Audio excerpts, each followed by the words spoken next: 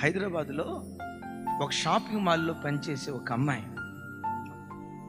అమ్మాయి ఆ short message విని, అన్నయ్య నేను డిగ్రీ చదువుకున్నా, ఉద్యోగం దొరక్క ఈ షాపింగ్ మాల్లో సేల్స్ గర్ల్గా ఉద్యోగం చేస్తున్నా. నేను ఉద్యోగం చేసే చోట ఒక అబ్బాయిని ప్రేమించా, తప్పటడుగు వేయలా, పెళ్లి చేసుకుందామని ఫిక్స్ అయిపోయా. ఆ అబ్బాయి అన్యుడు. తను అన్నాడు, నువ్వు క్రైస్తవురాలి కదా, నీ దేవుని దగ్గరికి నీ వెళ్ళు, నన్ను మాత్రం నీ చర్చికి రమ్మను. నేను హృదయపూర్వకంగా అబ్బాయిని ఇష్టపడ్డా. కానీ యవనులారా దయతో నా కథ వినండి అనే ఆ షార్ట్ మెసేజ్ మీరు అప్లోడ్ చేశారే, అది విన్న తర్వాత నా గుండె బ్రతలైపోయింది. విశ్వాసికి అవిశ్వాసితో విజోడెక్కడ? చీకటికి వెలుగుకు సాంగత్యం ఎక్కడ? దేవుని ఆలయాలకు విగ్రహాలతో ఏం పొందిక? దేవుడు దీన్ని అంగీకరించడు అని మీరు కరాఖండిగా వాక్యం చెప్పిన తర్వాత నేను మోకరించా. దేవా, దైవజనుడు ఇలా చెప్తున్నాడు, వాక్యం వింటుంటే నాకు నిజమే అనిపిస్తుంది.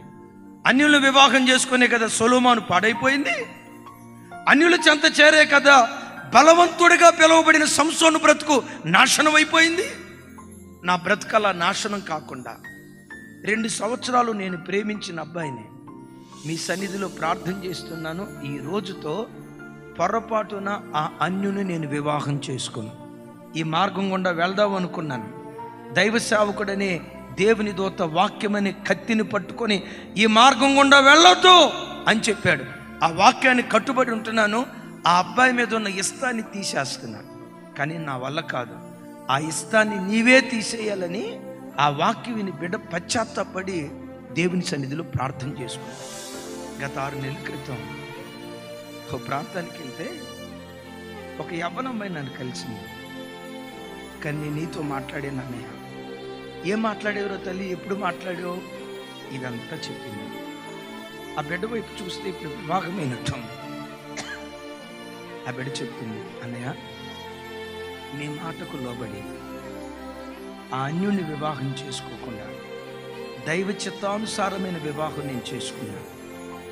పెళ్లి చేసుకునేటప్పటికి నాకు భర్తకు ఉద్యోగం లేదు. నేను డిగ్రీ చదువుకున్నాను, మీకు తెలుసు. నా పెళ్ళైన సంవత్సరం తర్వాత నా భర్తకు టీచర్గా గవర్నమెంట్ ఉద్యోగం దేవుడిచ్చాడు అన్నయ్య. టీచర్గా గవర్నమెంట్ ఉద్యోగం దేవుడిచ్చాడన్న. ఆ బిడ్డ కళ్ళమెట్టి నీళ్ళు ఇడిస్తే ఏం చెప్పిందో తెలుసా? దేవుని వాక్యానికి లోబడి బ్రతికితే బ్రతుకును దేవుడు ఎంత ధన్యం చేస్తాడా అని చెప్పటానికి నా జీవితం సాక్ష్యం అన్నయ్య.